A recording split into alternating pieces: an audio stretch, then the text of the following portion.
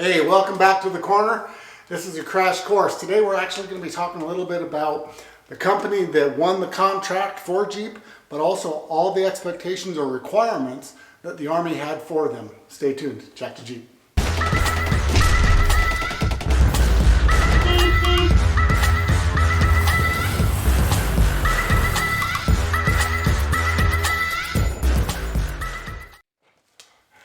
Alright guys, before we get too far, we're going to recap today. You guys know how I am about my recaps. Now someone actually asked me on social media the last couple days on how I'm getting my titles and why is it that this one was titled War when I didn't talk anything about war. Well, it wasn't about the war in per se. It's actually about the battle that they had, the companies, on getting the contract or making that prototype. It's kind of them battling each other, not the Army battling people. That's kind of how I titled it. So anyway, let's talk about the review real quick, guys, on the corner here. Who made Jeep? Well, it wasn't the Kaiser. It wasn't Ford or Willys. It was actually American Bantam. American Bantam got that prototype. They made it. Now remember, the American Bantam, actually, they were a British company. They had two vehicles that flopped here in America. They had two different coupes. One was a larger one was a smaller one. The coupes, they didn't make it, like I said. And Bantam was actually Chapter 13. They were about bankrupt. They laid everybody off. They had no engineers, no nothing. And they really needed this Army contract to try to stay afloat with their business and their company. So with that being said, let me clear this off, put some more notes down, and we'll get going on today's episode. So the Army really liked the prototype that American Bantam came up with, but they had to figure out what company was going to manufacture this vehicle, and because it was going to be a huge feat.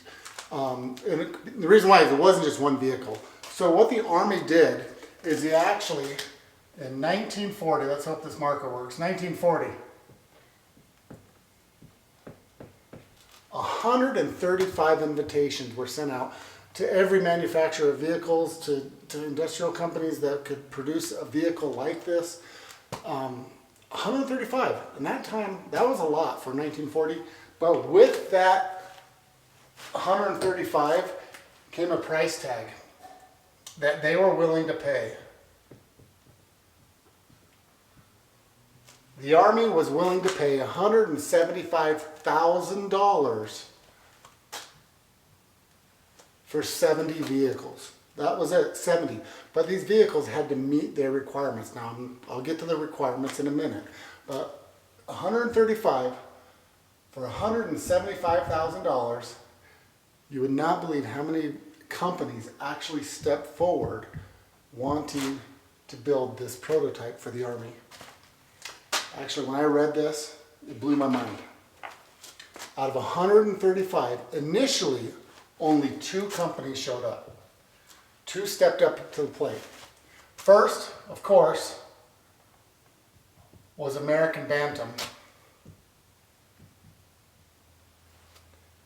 And the second was Willys.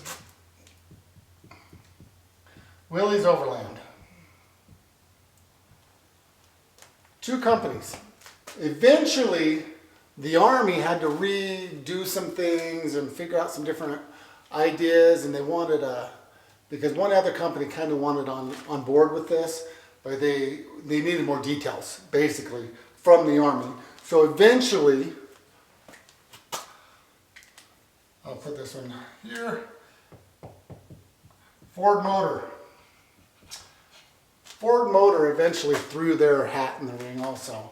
So actually 3 companies, initially it was 2, then Ford stepped in. Out of 135, that's mind-boggling to me.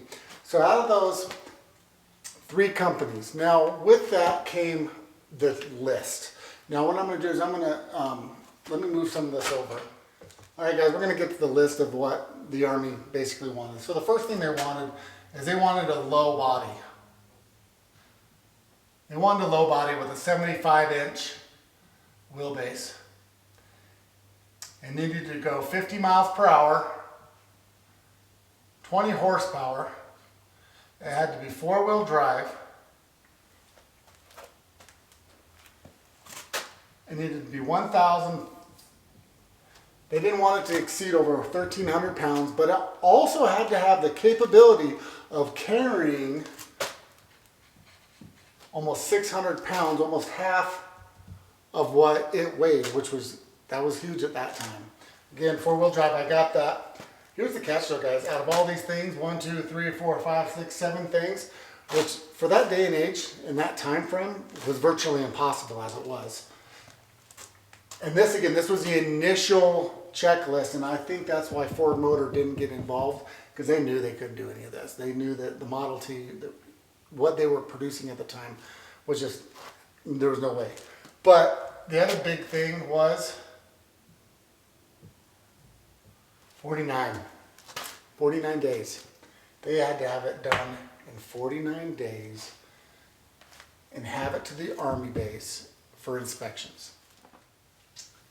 All right, guys, we're going to go ahead and review real quick on the checklist. So in 1940, the Army really loved the idea, the prototype that American Bantam came up with. But they were concerned because they knew that American Bantam they were on the back shelf. They were about to go under bankruptcy, Chapter 13, laid off everybody, everything else. So they decided they're going to send out 135 invitations. Out of those 135 invitations, they were offering a company to build 70 vehicles for $175,000. 1940, that's a lot of money, guys. So 135 invitations, 2 companies initially stepped forward, Willys Overlander and American Bantam. Eventually Ford Motor did get on board after they had to play with the checklist a little bit. But with that being said, it was a big checklist for that time. One, they wanted a 75-inch wheelbase. They needed it to have a low body, 50 miles per hour. They wanted it to have 20 horsepower. They also wanted it 4-wheel drive.